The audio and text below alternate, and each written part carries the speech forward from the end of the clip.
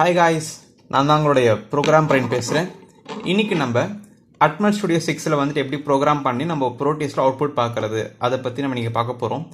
Already நான் வந்துட்டு இது வரைக்கும் என்ன சொல்லி கொடுத்துருக்கேன்னா Atmel Studio 4ல் வந்துட்டு எப்படிலாம் வந்துட்டு ப்ரோக்ராமிங் செய்கிறது அந்த மாதிரி சொல்லி கொடுத்துருக்கேன். அதுக்கான ப்ரோக்ராம் நீங்கள் இப்போ லைவாக பார்க்குறீங்க தெரியுதா?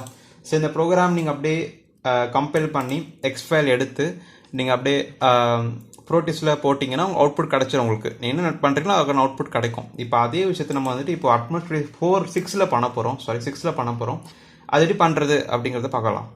ஸோ சொல்லிக் கொடுத்த மாதிரி இந்த Atmel Studio 6ன்ற அந்த ஐக்கான் இருக்கு இல்லையா, அந்த ஐக்கானை கிளிக் பண்ண உடனே உங்களுக்கு இந்த மாதிரியான விண்டோ தான் வரும் உங்களுக்கு. ஸோ ஃபஸ்ட்டு ஸ்டெப் என்ன பண்ணுறீங்க அப்படின்னா இந்த நியூ ப்ராஜெக்ட்டுங்கிறது கிளிக் பண்ணிக்கணும். என்னது நியூ ப்ராஜெக்டை கிளிக் பண்ணிக்கிட்டேன்.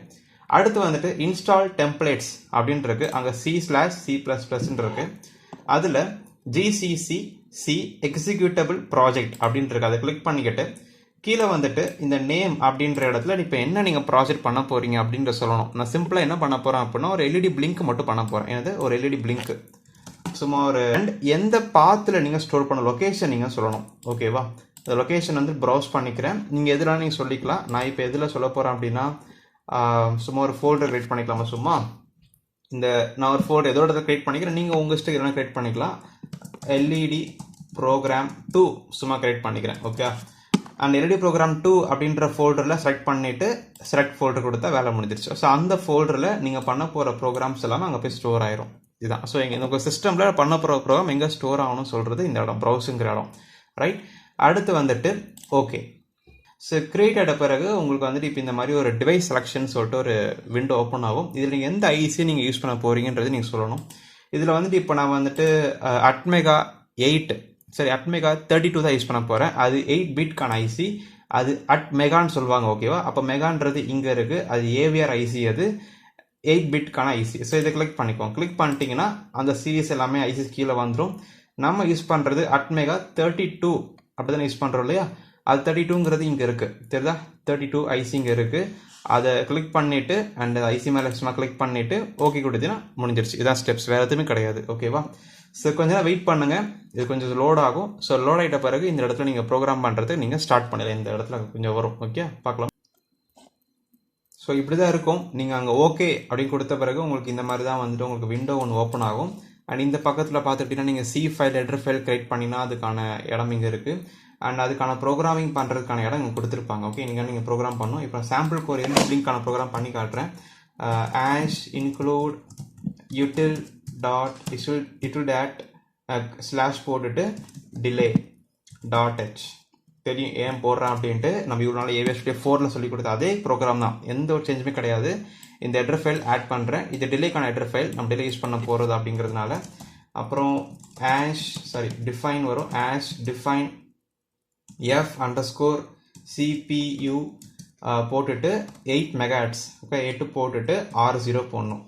3 1 2 3 R0. So UL unsigned long அப்படின்னு சொல்லணும். ஓகேவா?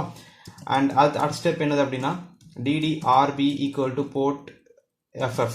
அப்போது என்ன மீனிங்னா போர்ட் பியை வந்துட்டு ஃபுல்லாக நான் வந்துட்டு அவுட்புட்டாக டிக்ளேர் பண்ணுறேன். ஓகேவா?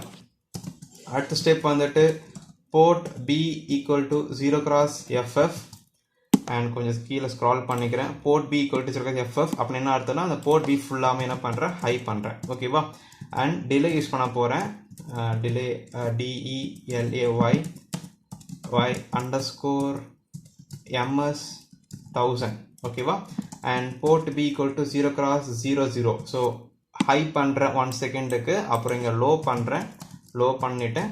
அப்புறம் ஒரு டிலே போடுறேன். என்னன்னா ஒரு 1 செகண்ட் டிலே போட்டுக்கிறேன். ஓகேவா? வெரி சிம்பிளான ப்ரோக்ராம் தான். ஸோ ஒன்றும் இல்லை. ஸோ ஹெடர் ஃபைல் ஆட் பண்ணியிருக்கேன். அந்த போர்ட்டை அவுட்புட்டாக டிக்ளேர் பண்ணிவிட்டேன். அப்புறம் அந்த பின்ன ஹை பண்ணுறேன். அப்புறம் இந்த போர்ட்டை லோ பண்ணியிருக்கேன். ஸோ இதுதான் கான்செப்ட். Very simple, right?